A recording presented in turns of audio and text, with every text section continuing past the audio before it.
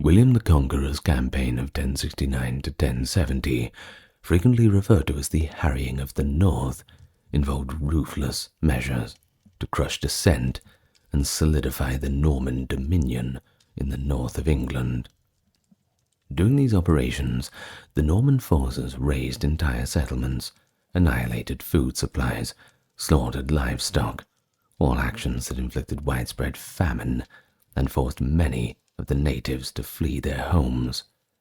The region's economy and society were irrevocably disrupted, with persistent hardship resonating for generations to come.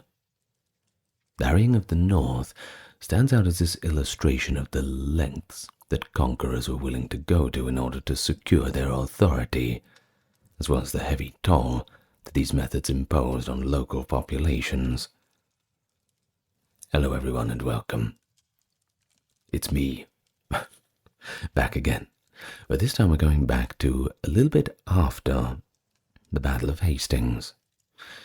It's not often talked about as much as the turning point of 1066 is in English history, but the aftermath when England was really on the anvil, that's something that we should look into a bit further. So as usual, hit the like and subscribe button if you want, and just get relaxed, because we're going to talk about the harrying of the North today. So here we are at the cusp of the Norman conquest, and northern England comprised a patchwork of regions, not a united place like we have now. It's very complicated. Of course, you had Vikings coming across from Denmark and all the rest at this time, so it made it not the most peaceful place to be. You see, on the western side lay Lancashire, joined by portions of Cumberland and Westmoreland, while the eastern side encompassed territories presently known as Yorkshire, Durham, and Northumberland. In these areas, remnants of Anglo-Saxon heritage intermingled with the legacies of the earlier Danish invasions, producing what observers often termed as the Anglo-Scandinavian milieu. The fusion was evident in everything, from the local artistic motives to the shape of legal systems to even the dialects heard on the rural lanes within these aristocratic circles too.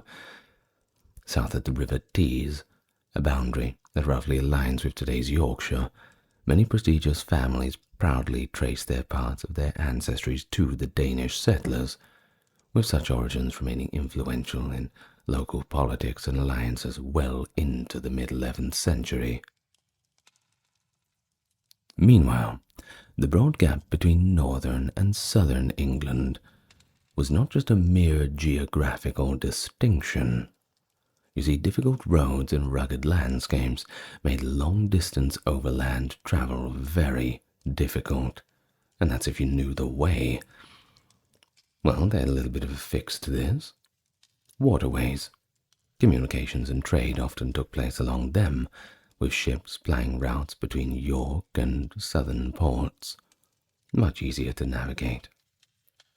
This isolation helped preserve the North's more autonomous character, frequently keeping the monarch's hand in the south from fully extending its reach.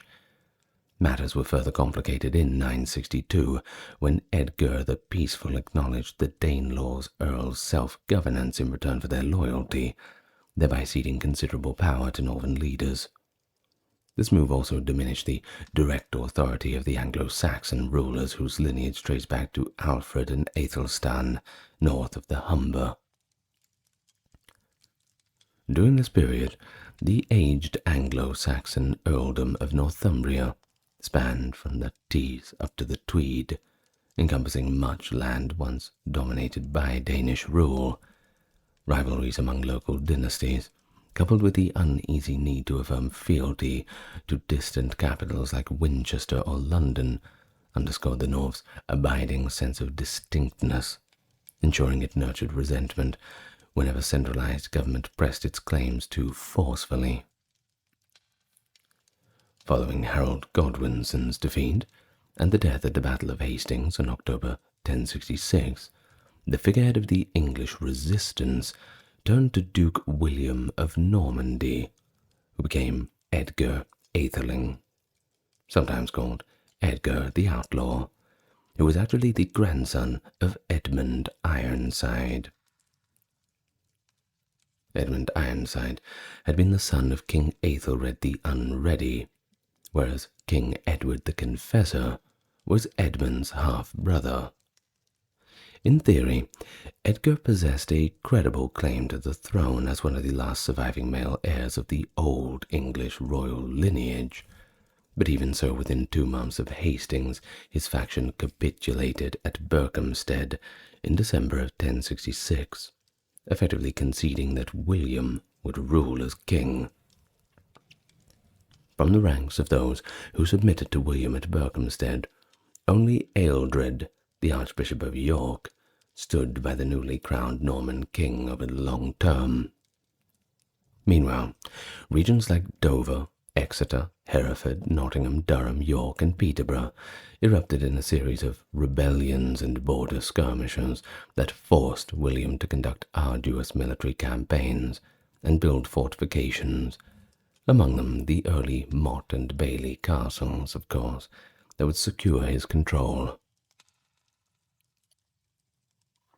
It was within this broader context that local nobles such as Copsey, who hailed from established Northumbrian lines, manoeuvred for position. Copsey was originally a supporter of Tostig Godwinson, the exiled Earl of Northumbria, and of course brother of Harold Godwinson, whose own rule had collapsed in 1065 after a major revolt among Northumbrian thanes. Copsey fought for Tostig at the Battle of Stamford Bridge in 1066, on the side of Harald Hardrada, the Norwegian king, before escaping the battlefield when Godwinson defeated them. Seeking to benefit from the Norman accession, Copsey travelled to meet William at Barking in 1067, pledging loyalty and receiving in return the prestigious title of Earl of Northumbria. However, local rivalries ran very deep.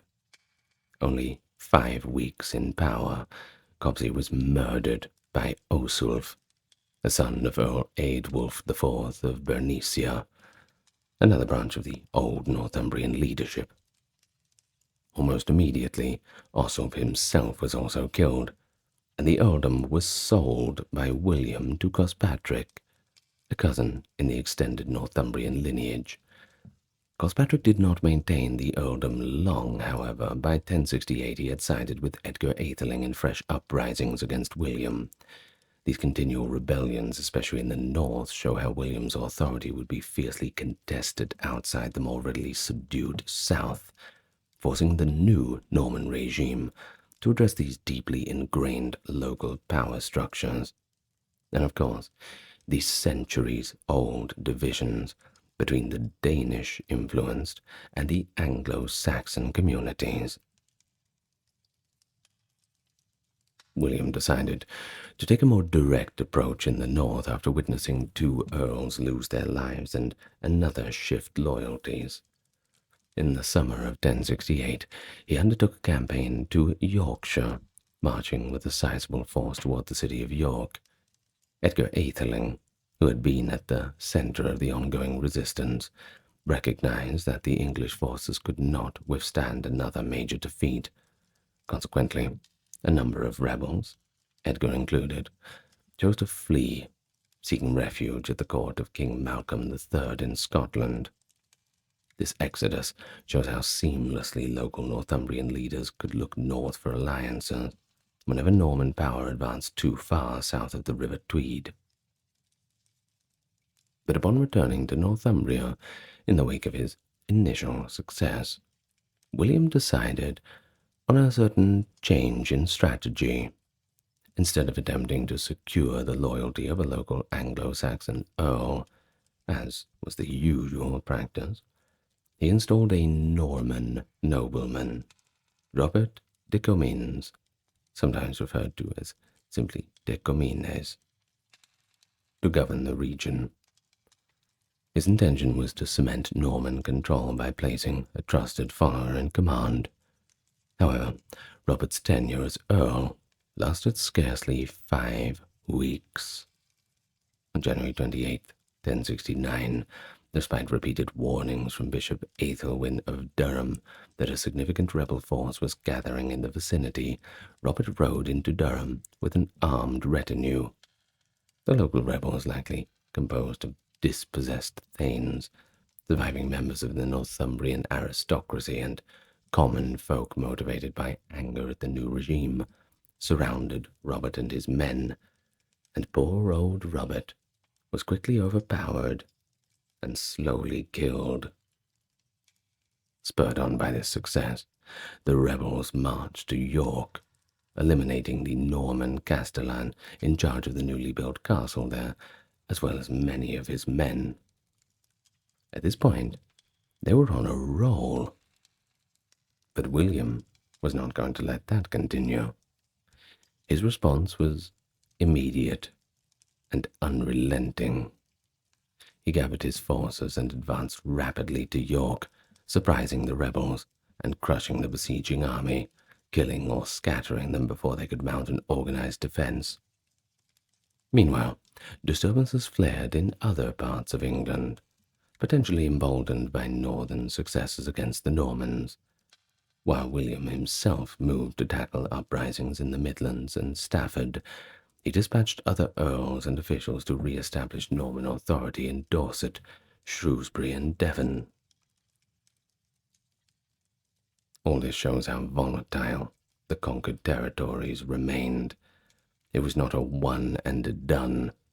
Sure, you can win the battle, but the insurgencies always begin after.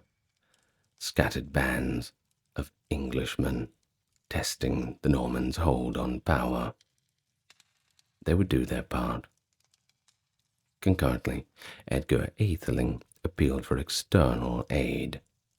He went straight to Denmark, to King Sweyn II, the nephew of the renowned King Canute, and he responded by equipping a formidable fleet under the command of his sons.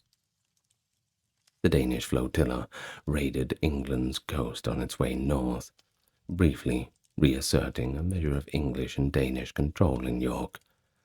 William, determined to check this new offensive, led his army north again during the winter of 1069, traveling from Nottingham toward York. By the time he arrived, the rebel force had dissolved. Edgar had retreated once more to Scotland, and the Danes, lacking reliable shelter for the winter, withdrew to their ships in the Humber estuary.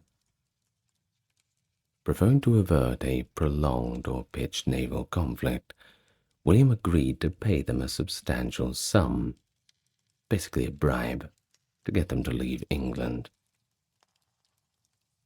The Danes accepted the terms, departing without further confrontation, which conveniently left William free to focus on subduing any more English rebels still active in the north, and there was plenty of them, believe me. Facing no immediate large-scale battle, William opted to apply a tactic aimed at breaking the rebels' capacity to mount renewed resistance. Since the northern insurgents were unwilling or unable to meet the Norman army on open ground, William targeted the resources, especially the food supply and local infrastructure. Anything that would sustain an armed resistance had to be broken. Over the harsh winter of 1069 to 70, he systematically laid waste to broad swaths of Northumbria, destroying crops, livestock, and even agricultural tools, all with the goal of precipitating a widespread famine, thereby forcing rebels into submission or scattering them far away from their home territory. Of course, the modern historians have termed this the harrying of the North, and have argued that it amounted to an act of genocide, given the indiscriminate nature of the destruction, and one must really agree with them. I mean, they're really not just targeting the military infrastructure. It's an all-out attack on every part of the country. Now, even some contemporary observers recognized its severity, but certain words don't get used as much as such is the way of war in those times, I suppose. William spent Christmas of 1069 in York, personally supervising these operations. Later Norman-era chroniclers condemned his extreme measures, describing them as the darkest blot on an otherwise formidable reign. Over half a century following the event, the Anglo-Norman monk Orderic Vitalis wrote an account, as paraphrased somewhat here, as follows. The king stopped at nothing to hunt his enemies. He cut down many people and destroyed homes and land. Nowhere else had he shown such cruelty. This made a real change. To his shame, William made no effort to control his fury, punishing the innocent with the guilty. He ordered that crops and herds, tools and food be burned to ashes.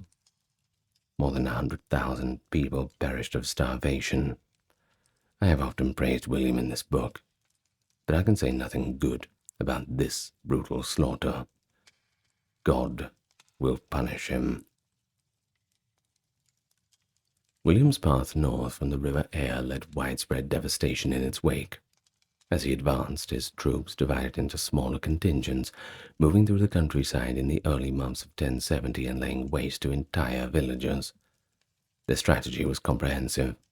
Any settlements suspected of harboring or aiding rebels were burned, while food stores and livestock were deliberately destroyed or seized. This ensured those who survived the initial onslaught would be driven to starvation. Unable to access sufficient provisions during the bitterly cold winter, the severity of this campaign is shown by credible accounts of survivors resorting to cannibalism. In fact, Simeon of Durham, writing in the early 12th century, described the catastrophe as follows. So great a famine prevailed that men, compelled by hunger, devoured human flesh, that of horses, dogs, and cats, and whatever customer bores. Others sold themselves to perpetual slavery, so that they might, in a way, preserve their wretched existence. End of the passage from Simeon of Durham. Well, it certainly paints a grim picture, doesn't it? Horrible times. The aftermath of these campaigns is clearly attested in the Domesday Book. It is compiled in 1086. Within Yorkshire, significant swaths of territory were recorded as waste or vast, reflecting the total collapse of local agricultural and economic systems. In fact, about 60% of all holdings were classified as waste. Even 66% of villages noted in the survey contained at least some manors that lay unused or abandoned. Even the most prosperous parts of the country, where land values had historically been higher, lost at least 60% of their recorded worth compared to 1066, with further declines apparent between 1086 and the early 12th century. The decimation of the farming population, which lost somewhere around 75% of its people and plough teams, compounded the difficulty of any swift recovery. Though later English monarchs would work to restore the region's productivity, the scale of the destruction made it a challenge that would take generations to fix. Now, these harsh findings in the Domesday Book are actually corroborated by archaeological evidence. We've noted in our modern time that coin hoards discovered in Yorkshire, apparently buried in haste, point to a sudden and violent upheaval around 1069 to 1071. It's also been proposed that the systematic layout of villages in areas of Durham and Yorkshire reflects an abrupt program of resettlement after the harrying, rather than a gradual and organic process of expansion as things usually take place. The argument's based on how the newly planted towns under Norman rule were often built according to regular plans in other parts of the British Isles, and the same pattern emerges here. It suggests that Normans, seeking to restructure the shattered region, established new settlements on a layout consistent with their broader practice of controlling conquered land.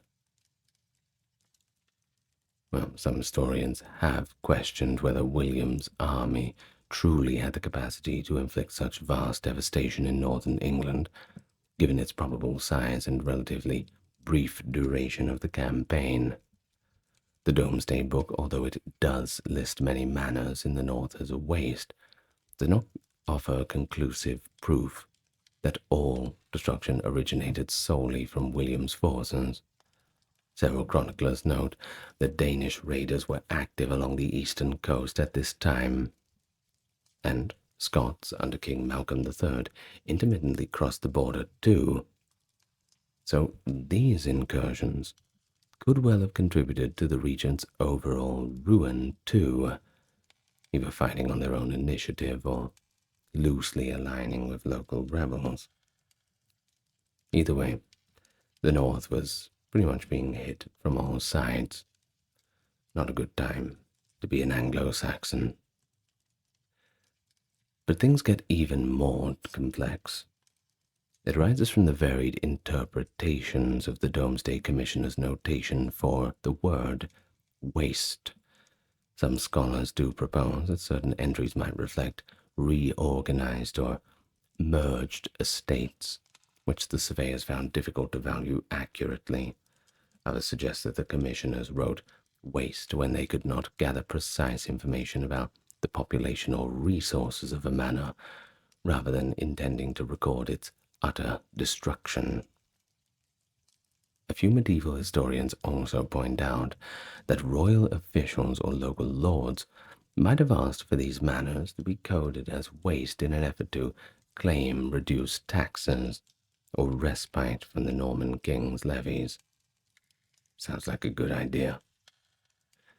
In evaluating all of these possibilities, we have to question whether William realistically possessed the manpower, the time, and the cooperative weather to carry out the complete depopulation of the north. Given that many of William's troops were busy defending newly built castles in southern England and along the Welsh frontier, only a fraction of his forces could have marched north. According to estimates, William might have been present in Northumbria for no more than 2 to 3 months, a pretty limited window to orchestrate systematic burning and looting across such a wide territory. Though accounts of contemporaries make it clear that significant harassment occurred and the local resources were targeted, the ultimate scale of it, well, it might not have been as total as some later narratives suggest. Well, there is another line of argument that characterizes William's actions. It's maintained by one Mark Hager, that while the so-called harrying of the north was extremely harsh, being described in parts of the Anglo-Saxon chronicle as stern beyond measure, it should not necessarily be classified as genocide, when measured by modern standards at least. According to Hager, William acted within the accepted parameters of warfare as understood in his era, which were influenced by late classical and early medieval military theory. He points to the widely circulated Roman text, De Re Militari by Vegetius, from which 11th century nobles frequently drew their conceptions of siegecraft provisioning and the accepted practice of denying an enemy access to resources. Vegetius taught that a primary goal in war was to destroy the enemy by famine, if pitched battles could not be won swiftly, and William's method of harrying was thus in line with established norms of the period. So if we look at it from that perspective, It was no more destructive than comparable late 11th century campaigns in other parts of Europe. Though for those living in the region, of course, where the human suffering was undeniably severe. But think of it in terms of, what if we call it the siege of the North? And when we use that word siege, we must think how most medieval and even ancient sieges are conducted. Generally, you surround the city, deny them access to resources, starve them out, and hope they surrender. That's usually how they go.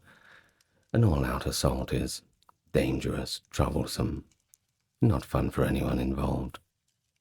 So you just try to play the waiting game. Now, if we look at the harrying of the North, perhaps we can make an argument that this is simply a matter of scale. Perhaps so. Well, regarding Orderic Vitalis' figure of 100,000 deaths, modern scholars note that Orderic was writing decades after the event, probably in the 1120s, and that he may have drawn on rhetorical flourishes or anecdotal reports.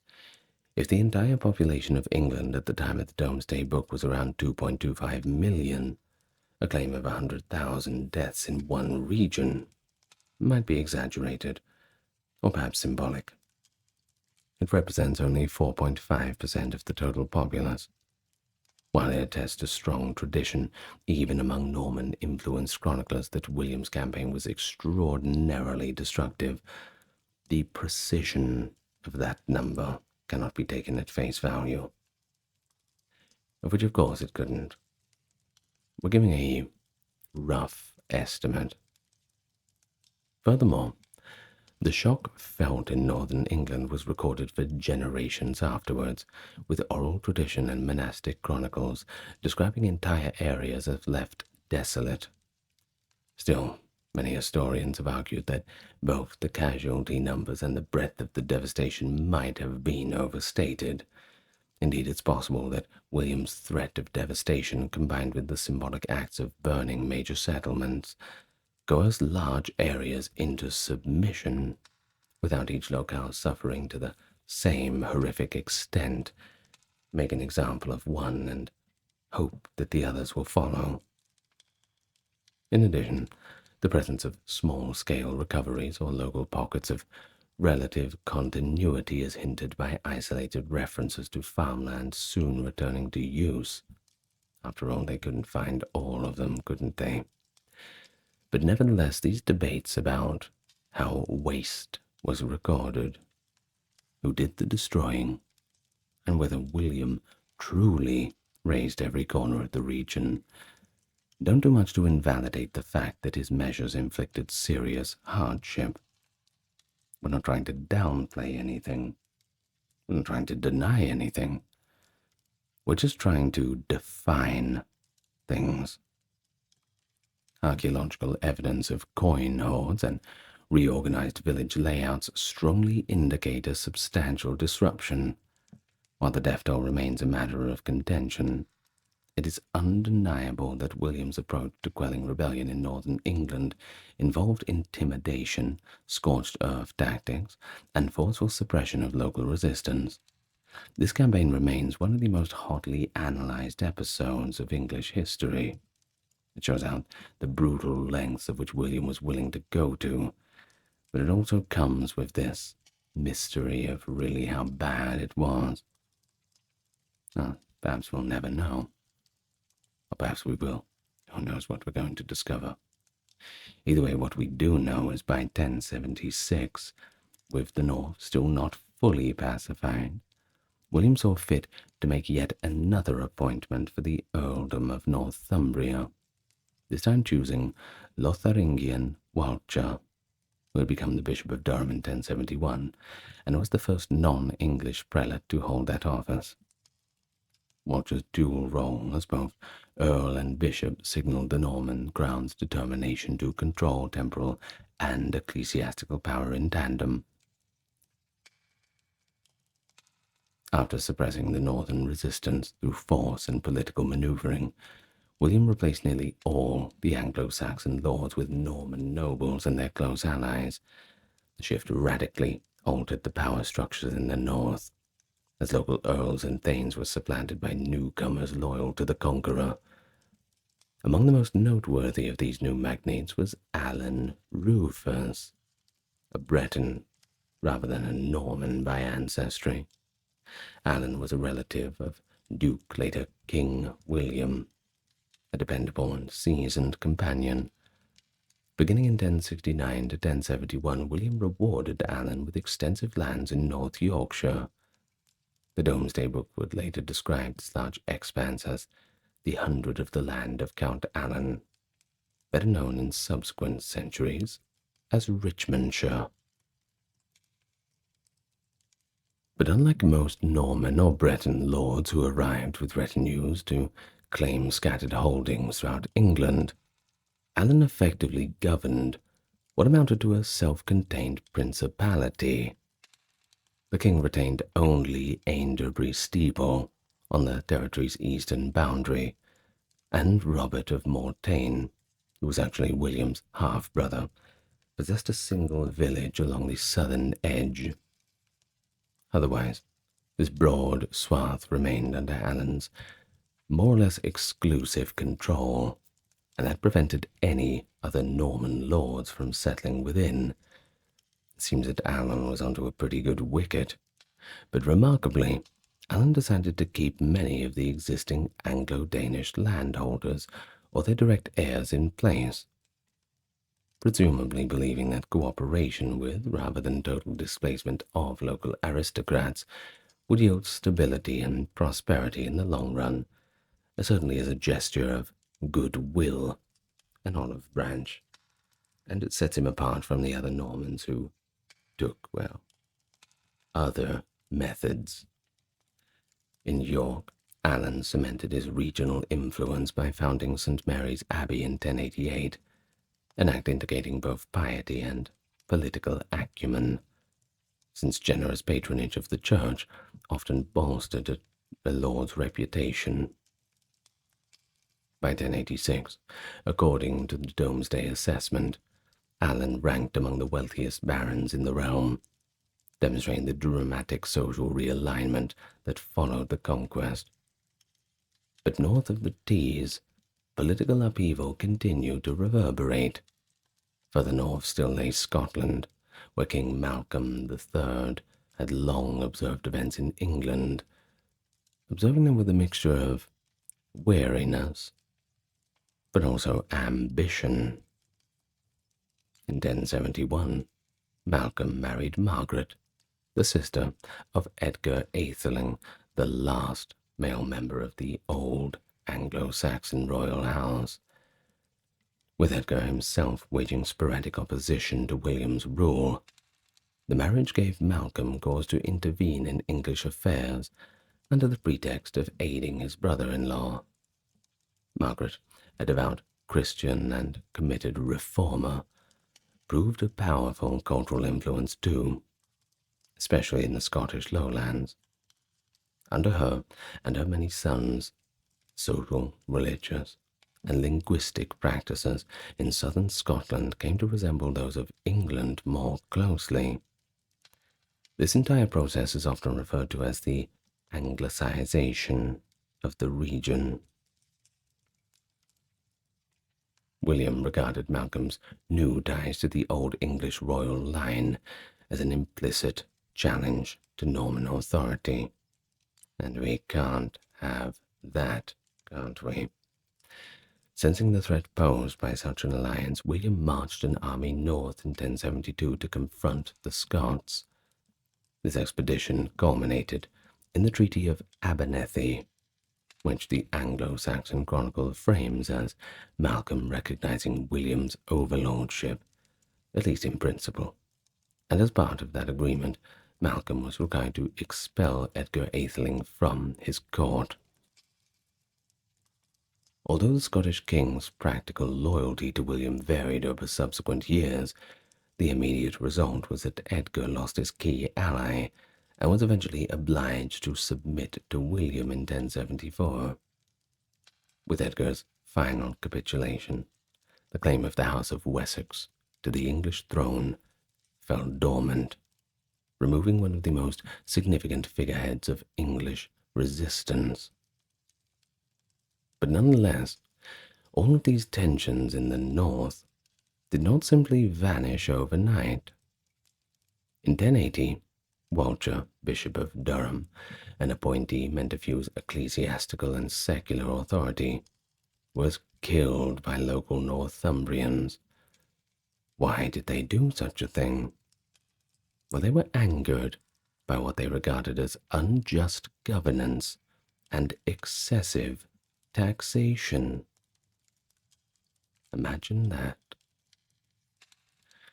Well, this assault on a royal representative, enraged William, who assigned his half-brother Odo, the Earl of Kent, to lead a punitive expedition.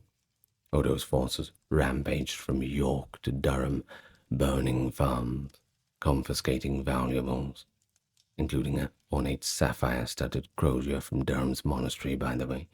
They were not happy to lose that one. And forcing much of the Northumbrian elite to flee or face destitution. Such violent reprisals demonstrated the Normans' continued willingness to employ severe measures when confronted with defiance. Although William had largely subjugated northern England by this juncture, periodic rebellions and uneasy coexistence of new Norman barons with remaining Anglo-Danish families would continue to complicate his reign. Following the Norman conquest of 1066, the majority of England's affluent churches were taken over by clerics originating from Normandy and the broader northwestern region of France, who utilized ecclesiastical positions as a form of colonial administration. In northern England, particularly in Yorkshire and adjacent counties, the Norman hierarchy continued to adapt and expand its dominance after the destructive harrying of the north. Monastic foundations contributed significantly to Norman authority within these territories. Major abbeys such as Fountains Abbey arose in the decades after the conquest, eventually becoming some of the largest and wealthiest in Europe. You see, prior to 1066, there had been no monasteries north of Burton-upon-Trent, but once the Normans got involved, religious institutions sprang up as both centers of worship and symbols of Norman influence. Among the new fortifications built to curb further resistance was the castle at what is now called Richmond, initiated in 1071 above the River Swale. The very name Richmond is derived from Norman French, which is Richemont, or strong hill. This fortress was at the heart of the honor of Richmond held by Alan Rufus, also known as Alan the Red. His responsibility was to guard the principal approaches from Scotland into the Vale of York, a task that required vigilant management of routes frequently used by raiders and armies. In addition, multiple castles secured Yorkshire's interior. Pontefract, Wakefield, Conisbrough, and Tickhill stood sentinel over the central Vale of York, while the reorganization of the lordship of the Holderness aimed at protecting the region's eastern shore against the North Sea incursions. As part of these extensive realignments, the depopulation resulting from the harrying created new opportunities for settlement. Some Norman lords seeking to restore agricultural productivity proved open to recruiting tenants with no history of open rebellion, or at least no history they could find. In contrast to earlier Viking settlement, which involved large numbers of Scandinavians and established broad cultural footprints, the Normans chiefly inserted themselves at the aristocratic level. Consequently, although many of the local thanes had been displaced, an Anglo-Scandinavian culture continued to exist beneath the new ruling stratum. This continuity,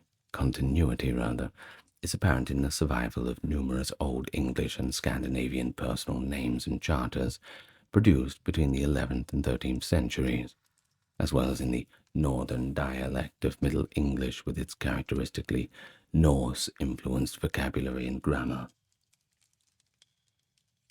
The relative absence of new Norman-derived place names in these territories further shows the core populations and their customs persisted even after the superimposed Norman elite. By the time the Domesday Book was completed in 1086, Norman administration into Yorkshire had become far more entrenched. Sizable areas had been reparceled, fortifications had been built, and new monastic houses aided in restructuring local economics. These records also indicate that William's policy of devastation extended to other counties, including Cheshire, Derbyshire, Shropshire, and Staffordshire, although not as extensively as in Yorkshire. But of course, Yorkshire somewhat had to be made an example of. Do you remember this was the hotbed of Anglo-Saxon resistance? Either way, this objective was not to forestall further northern and Mercian revolts by demonstrating Norman might, yet it did not halt pockets of resistance that emerged elsewhere in England. Other regions occasionally rose up for reasons that were perhaps unrelated to Northumbrian affairs. Ultimately, from the Norman perspective, the harrying of the north was a strategic success, though it inflicted profound demographic, economic, and cultural consequences on a broad swath of Norman England for many decades to come. But either way, the mission was effectively accomplished for William. For the Normans, the means justified the ends. Must feel sorry for the Anglo-Saxons. I always feel sorry for Harold Godwinson. If he didn't have to fight Hardrada, he could have saved his country. I always wonder what he was thinking in those last moments about his legacy. If he felt like he'd failed or felt like he let everybody down. It was just too much. Or what if William had had to fight Hardrada because Hardrada was coming after the throne too? What would our England would have been like if Godwinson had have prevailed? Our language certainly would have been quite different, that's for sure. But I suppose that's all a bit of a mystery. We're never really going to know. Now, what I do know is that there is a lovely group of people who support me on Patreon and YouTube, and I'm going to read out their names because I do that at the end of every video as a thank you. First, we have Dark, Kimberly, Christine, Sally, Ember, Susan, Cameron, Legitimus, Kerry, Charlene, Lynn Therese, Katiana, Nicholas, Ulfidnir, Alexander, Charles, Christine, Dr. Neuro Nerd, Aaron, Jaden, Jim, Jeffrey, Jessica, Madeline, Orthodox Review, Scott, Stark Factory, Jill, Wendy, Josie, Sarah, Video Man, Ryan, Thor, Cameron, Stefan, Kevin, and the HMS HH. And that's it. Thank you very much for joining me and learning about the harrying of the North. It's been a pleasure. I have been your host for the evening. And as always, I wish you good night. Lots of love to you all.